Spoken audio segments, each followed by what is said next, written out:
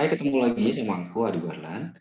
Kali ini kita akan bahas tentang bagaimana langkah menjadi fashion designer. Buat kalian yang ingin banget mau jadi fashion designer, itu ada langkah-langkahnya. Nah, langkah-langkahnya apa ya? Ini aku akan eh, jabarkan satu persatu. Buat kalian yang ingin banget mau jadi fashion designer, biar enggak salah jalurnya. Karena nanti akan mengambil waktu yang lama banget, sehingga kamu juga akan suntuk sendiri. Nah, ini kita coba cek apa aja sih. Nah, sebelum kita bahas tentang gimana caranya, kita akan tanya dulu sama diri kita sendiri. Apa alasannya aku mau jadi fashion designer? Nah, ada beberapa yang melihat mungkin dari luar bahwa dunia fashion ini itu glamor, gegap gempita, luar biasa ya. Padahal sebenarnya ini adalah kerja keras. Nah, kamu pikirkan dulu apa yang ingin menjadi motivasi kamu awal untuk kamu mau jadi fashion designer. Terus apa cita-cita yang udah terpendam, mungkin dulu salah jurusan, terus juga kamu ternyata udah punya waktu, punya dana untuk mau jadi fashion designer dan sekarang lah saatnya. Nah, karena itu kamu juga jadi tahu nih, oh apa ya step yang harus saya lakukan. Kamu bertanya-tanya lagi ya. Terus atau ini dorongan oleh orang lain atau cuma mau buat gaya-gayaan. Atau fashion adalah nafasmu. Aku bilang kayak gitu karena kenapa? Karena kalau orang yang benar-benar suka banget di dunia fashion dan effortnya tinggi ya, usahanya kuat banget, itu sudah menjadi kayak hidupnya itu begitu, hobinya menjadi pekerjaannya. Nah, mana nih yang menjadi alasan kuat kamu? Karena ini akan mendorong kamu banget untuk menjadi fashion designer, karena ini pekerjaan, saya ingatkan lagi, ini pekerjaan yang tidak mudah, ini pekerjaan yang butuh usaha yang keras juga, dan konsistensi ya. Jadi kita harus konsisten untuk melakukan pekerjaan kita ini. Gitu. Nah, berikutnya adalah ini aku bikin slideshow-nya buat kalian supaya bisa pakai ya. Bagaimana memulainya? Bisa juga kamu otodidak, tapi ini butuh waktu lama banget untuk kamu dapat informasi. Kecuali kalau kamu talentanya gede banget, itu kamu bisa belajar dari YouTube, dari buku. Itu bisa sebenarnya. Tapi lebih baiknya kamu ada mentornya. Ya, ada yang paling pasnya adalah pendidikan formal. Pendidikan formal ini kamu bisa dapatkan di sekolah-sekolah mode seperti yang sekolah international school atau sekolah yang di Indonesia juga ada yang negeri seperti UNJ, Telkom, Tekstil ya di Bandung dan Sususan Budiarjo seperti itu. Dan banyak lagi BINUS, Esmod, Lasal. Nah, saya di sana ya Lasal, saya dapat beasiswa. Nah, ini penting banget karena itu kamu akan diajarkan dari step awal hingga akhir kamu membuat koleksi dan presentasi. Penting banget karena ilmunya, nah ini rata-rata ya, saya curhat dikit ya. Jadi rata-rata itu memikirkan bahwa pekerjaan fashion designer itu nggak ada masa depannya. Dulu ya orang zaman dulu, mungkin orang sekarang udah beda. Tapi ini sebenarnya memang pekerjaan yang menguras tenaga, ide, waktu, dana juga karena yang dibutuhkan tidak sedikit untuk membuat sebuah koleksi. Ya minimal nih, misalnya satu koleksi itu kamu mengeluarkan Spring Summer 2022. Kamu harus punya 10 koleksi atasan bawahan lengkap ya dengan aksesorisnya semua. Dan itu kamu butuhkan misalnya satu outfit kamu butuhkan untuk presentasi itu 1 juta, itu aja 10 juta. Belum lagi photoshootnya, belum lagi nanti kamu harus video fashionnya, terus harus displaynya, itu banyak sekali dananya. Jadi beli bahannya juga sekalian ya. dan lain-lainnya. Belum lagi waktunya kamu untuk mengerjakan koleksi kamu ini. Jadi penting banget untuk tahu di pendidikan formal, nah yang tidak ada dana, bingung atau waktu tidak ada, kamu bisa ke pendidikan non formal. Kursus, bisa kursus yang kamu bisa jangkau, mau waktunya, mau dananya, dan segalanya. Nah, contohnya adalah yang aku buka di Digi Fashion Academia, itu kelas online. Kamu bisa ikut di kelas Zoom 2 jam setiap minggu, itu 2 kali pertemuan, 1 kali pertemuan 2 jam. Harganya sekarang lagi masih promo, harganya masih 2 juta per 19 kali pertemuan. Nah, kalau kamu mau kepoin boleh ke @digifashion.academia ya. Aku tulis link di bawahnya, kamu bisa coba cek. Di situ ada kelas macam-macam, dari kelas ilustrasi yang basic, yang dasar banget ilustrasi, yang panjang, terus ada kelas fashion design, ada kelas fashion drafting, bikin pola. Kenapa kita belum ada kelas jahit? Karena rata-rata udah bisa jahit. Jadi kita, dan Zoom agak susah kelas jahit, jadi kita bikin kelas polanya saja. Terus ada kelas bisnis, ada fashion bisnis. Nah ini beda-beda, masih harga promo, tapi next tahun depan kita sudah mulai naik ya.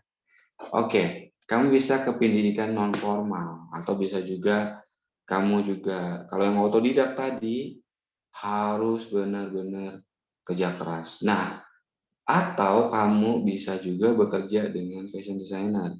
Rata-rata mereka menerima, biasanya kalau di fashion designer itu karena seperti barter ya kalau menurut aku, karena mendapatkan ilmu, jadi kalau bayaran kamu tidak bisa mengharapkan yang luar biasa gitu. Karena lulusan sekolah international school juga itu belum tentu dibayar besar juga di sekolah. Bila kita melamar di fashion designer, kecuali yang punya kapasitas dan kepintaran yang luar biasa ya, itu pasti dicari orang gitu. Jadi itu bagaimana memulainya ya. Dan kalau yang masih di sekolah, nih masih SMP, SD bahkan atau SMA, nah kamu pingin banget, ada juga beberapa pertanyaan kalau apakah aku dari SMP ke tata busana aja? Iya, kamu ke tata busana aja. Kenapa? Karena tata busana itu kamu akan mendapatkan dasar-dasar dari untuk belajar menjadi fashion designer. Jadi kamu udah curi start duluan nih, ya, kalau yang dari SMP. Nah, kalau yang dari SD, kembangin aja, kamu latihan terus untuk kamu bisa menggambar figur, menggambar baju, mewarnain, mengetahui warna, membuat shading, semuanya kamu udah paham. Jadi waktu kamu sudah di tata busana, kamu sudah curi start duluan nih. Kamu sudah lebih keren. Oke, buat yang udah SMA. Nah, buat yang udah SMA, bagaimana nih? Kamu memilih ke pendidikan formal atau non formal. Nah, sambil misalnya salah nih jurusannya bukan di tata busana. Kamu belajar dulu di otodidak. Nggak ada dana nih, Kak. Gimana nih? Kamu bisa belajar dulu melalui video-video aku. Video aku udah banyak banget sebenarnya, udah ada 200-an ya. Jadi kalau ada yang bertanya, cara mewarnain. Nah, ada nggak? Ada sebenarnya. Kalian tinggal scroll video aku itu banyak sekali. Jangan males. Coba cek. Kadang-kadang aku nggak jawab karena belum di-scroll, belum dilihat yang lain, belum itu dananya duluan. Nah, itu coba bagaimana kamu antusias dulu, oh kamu lihat dulu, baru bertanya. Gitu ya. Dan ada satu lagi nih, di dunia fashion ini, guru-gurunya biasanya tidak memanjakan kalian. Jadi memang mereka memberikan sedikit, kalian harus mengembangkan. Nah, seperti itu yang saya dapatkan sehingga kita bisa terstimulasi di pemikirannya itu ya untuk lebih berkembang terus. Jadi itu sangat penting di dunia fashion ini. Next. Oh, ini aku ada quote ya, percaya pada dirimu sendiri dan siapkan untuk mempersiapkan dirimu untuk bekerja keras. Ini dari Stella Mercani yang fashion designer, bahwa memang benar di dunia fashion ini bukanlah suatu yang glamor aja, yang kita dipentas, terus kita terima bunga, terus kita hura-hura. Enggak, kita di balik itu ada kerja keras yang keras banget. Satu, buat yang udah ngeluarin koleksi dan berhasil, nah itu memikirkan keras dengan timnya bagaimana di season berikutnya akan berhasil juga. Ya, jadi itu memang kerja keras banget dan tidak berhenti untuk berpikir. Makanya desainer itu cari-cari ide yang luar biasa. Terus apa yang harus dipelajarin? Nih, apa yang harus dipelajarin? Kamu harus menguasai fashion illustration. Kamu membuat gambar yang seperti ini nih, ya, gambar ilustrasi fashion untuk kamu terjemahkan ide kamu. Dan fashion design, kamu harus bisa membuat mood board, menampilkan ide kamu, membuat koleksi di berupa desain dulu. Nah, kalau kamu nggak bisa desain, ilustrasi seperti itu, kamu susah banget ngomongin idenya. Ya, jadi kamu harus belajar banget. Dari fashion design ini kamu akan belajar dengan meramu apa nih yang harus kamu lakukan, langkah-langkahnya. Misalnya membuat koleksi, itu bagaimana, terus mengembangkan ide itu gimana ya, terus biar ide ini kuat gimana ya. Nah, itu kamu belajar di fashion design ini. Biar beda sama orang lain gimana nih. Nah, kamu berkesempatan untuk belajar di fashion design ini, di kelas fashion design. Terus ada lagi kamu harus belajar polanya. Kenapa? Karena kan dengan kamu belajar pola, kamu mengetahui ide-ide yang berbeda dan kamu menguasai tekniknya sehingga waktu kamu menggambar itu kamu tahu pasti bagaimana bentuknya nanti. Dan di fashion drafting ini kamu juga belajar bagaimana pecah pola, bagaimana membuat basic skirt menjadi sampai macam-macam. Itu penting banget waktu kita mengembangkan desain. Bahkan kita juga harus belajar juga jahitannya. Kenapa? Dengan teknik jahit, tahu dengan teknik jahitnya, kita tahu nih, oh mana yang jahit halus, jahit kasar, oh stitch ini. Nah, itu berkembang banget idenya kita. Walaupun nanti kita punya bisnis sendiri, itu nggak kita kerjain, tapi kita dalam merangkai ide, itu kita dengan pasti apa ya namanya, gampang untuk membuat ide ini menjadi kayak lebih baik gitu. Ya, terus kamu juga harus ada tambahan, kamu belajar bisnisnya, karena dengan udah kamu effort luar biasa, kamu gimana nih presentasinya, gimana dapurnya harus kamu matengin dulu nih, workshopnya kamu, pekerjaan kamu, gimana sirkulasi di situ, bagaimana supaya kamu lancar ya di dalam mengatur segala-galanya di bisnis kamu. Karena penting banget, karena kita harus tetap harus menghasilkan uang untuk ini berputar terus bisnisnya nanti ya. Nah, buat yang mau terjun langsung itu harus belajar bisnisnya juga. Oke. Nah, ini lagi aku mau bukan promo ya, tapi kalau yang memang mau non formal bisa belajar di digifashion.academia yang kamu bisa cek di Instagramnya. Oke. Berikutnya, bila sudah memiliki ilmu dasar, aku saranin banget untuk kalian itu bekerja di bidang fashion yang nyata langsung. Karena aku sendiri merasakan mendapatkan ilmu yang banyak banget ketika aku bekerja di desainer-desainer ya, desainer sepatu di kayak Pak Yongki Komoladi, di Ibu Gea Pangabean, terus juga ada di retail, aku kerja di One to Six, di Verde. Itu aku merasa terjun banget, aku dari belajar bagaimana nih di dunia nyatanya bertemu klien, terus mengenal lebih banyak bahan yang dipakai di tubuh orang tuh bagus apa enggak. Ya, itu karena di kalau misalnya kita belajar fashion, kita belum mengetahui hal itu banyak gitu ya. Udah tahu mungkin tapi kita belum tahu banyak. Nah, dengan terjun langsung kita tahu. Nah, gimana sih cara cari desainer-desainer ini? Kamu follow aja Instagramnya, cari lowongan. Cari lowongan sekarang banyak banget, internet udah bebas kamu untuk untuk googling ya semuanya di Instagram, kamu cari lowongan-lowongan yang sesuai dengan kemampuannya. Misalnya ditawarkan, yang penting masuk aja dulu ke situ.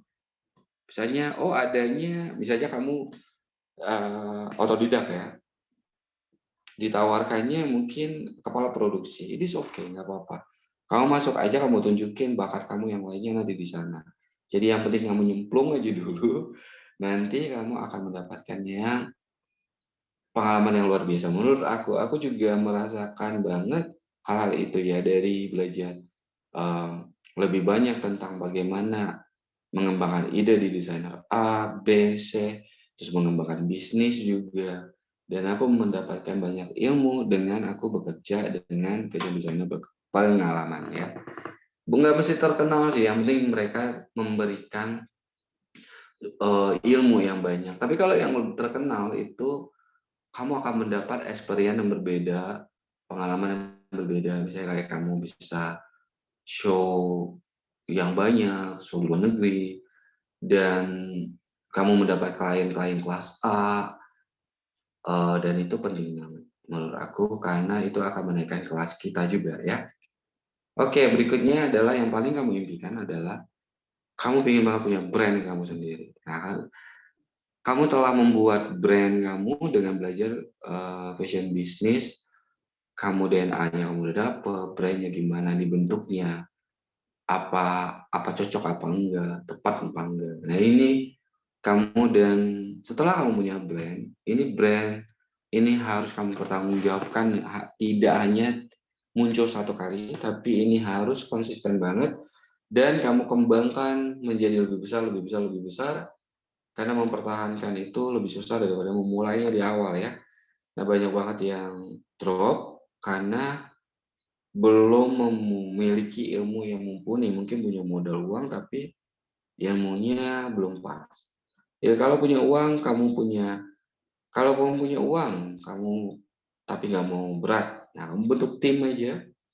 Tim, nah dengan belajar fashion bisnis kamu bisa membentuk tim dan mengaturnya.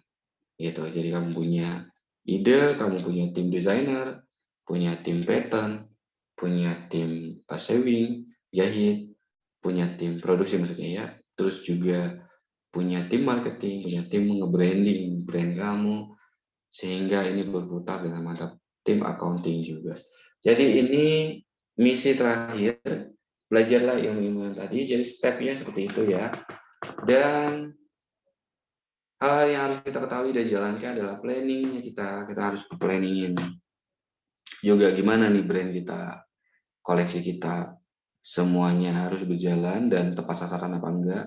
Budgetingnya nih, kita udah punya karya yang cukup spektakuler, tapi kita budgetnya minimalis. Nah, itu gimana kita ciptainnya. Jadi balance semuanya, terus riset pengembangan ide ini penting banget untuk kita lebih up terus ya, up to date terus, dan customer kita tidak boring dengan desain kita. Dan harus banget ngeriset apapun itu pekerjaan kita. Cari ide, inspirasi, mengembangkan ide. Terus produksinya juga kita harus tahu juga. Walaupun kita nggak ngerjain, tapi kita harus tahu apa kapasitas produksi kita harus mumpuninya semana. Terus nge-brandingnya gimana, timnya juga kita bentuk. Buat marketing, karena ini bukan pekerjaan sendiri. Kalau pekerjaan sendiri nanti bisa sakit tipes. Jadi di pekerjaan harus membentuk tim ya, pelan-pelan aja. Jadi kalau kamu masih bisa sendiri, orderan belum banyak, kamu bisa. Ya. Jadi begitu buat kamu, jangan pernah menyerah. Kalau kamu nggak berhenti memikirkan, oh ini mimpi kamu, ini kerjaan kamu, ini yang hobi kamu yang akan menghasilkan nantinya, dan kamu seperti tidak bekerja dengan melakukan ini, don't stop working for it. Jangan berhenti untuk usahain untuk dapetin ini. Aku kenapa pingin banget menyemangatin kamu, karena banyak dari kamu yang bingung kemana sih arahnya dan kemana bertanyanya, gitu ya. Coba kamu lebih yakinkan diri kamu, mudah-mudahan yang aku sharing kali ini itu berguna buat kamu. Jangan pernah menyerah, karena kalau kita cinta dengan kerjaan kita ini, kita nggak akan pernah menyerah gimana pun pahitnya, karena ini nggak bakal manis terus ya, bakal gimana pahitnya, kita akan tetap usahain terus karena ini adalah mimpi kita dan kita terus berjuang. Buat aku mau mendoakan kepada kamu semuanya juga agar tetap semangat dan tetap terus berjuang. Mimpi kamu mudah-mudahan dikabulkan oleh Yang Maha Esa. Oke, terima kasih. Sukses selalu buat kalian, buat kamu. Sebenarnya mau bilang kamu apa enggak, tapi karena ini individu, harusnya aku sebutnya kamu, sebut. Aku sebutnya kamu ya. Oke, selamat berjuang semuanya. Kamu jangan pernah menyerah, karena kamu pasti bisa, Yakin, banyak berdoa, usaha, dan kembangin kreativitas kamu. Sampai jumpa di video berikutnya. Dadah.